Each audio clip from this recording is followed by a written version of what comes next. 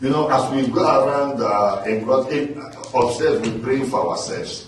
The Bible tells us that even now, Christ is still doing the intercessory ministry for us. Don't forget, he's in heaven. Don't forget, he's not in trouble.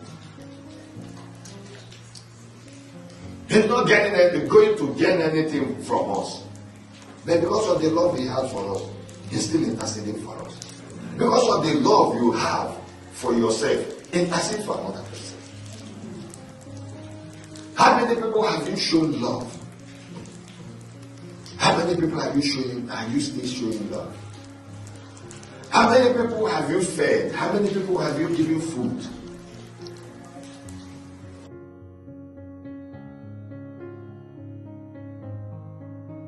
Issues and people should not create priorities for you. Then your purpose should create your priorities.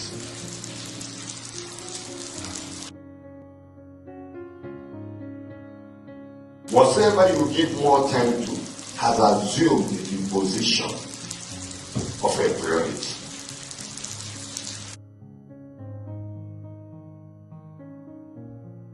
Don't pay lip service to your priorities. Give it the time it deserves. Your priority should never be an option because it is non-negotiable.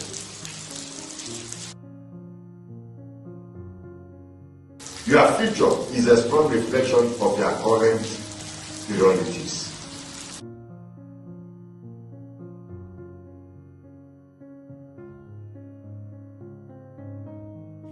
If it doesn't contribute to the bottom line of your productivity and excellence in life, it is not a priority.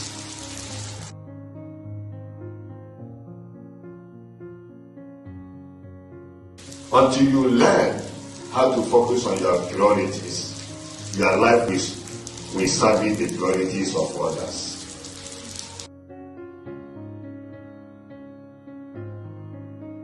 Stop treating every urgent thing as a priority. That it is urgent does not make it a priority.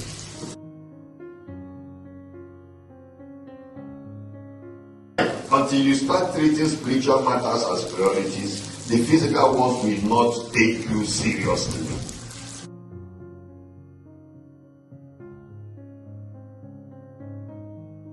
No matter what happens, make sure your daily actions tell the story of your priorities, even when you haven't opened your mouth. Make sure your daily actions tell the story of your priorities.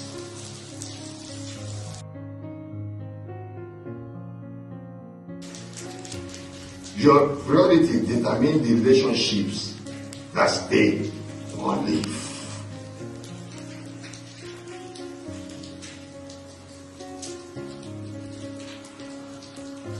At any point in time, short-term relationships,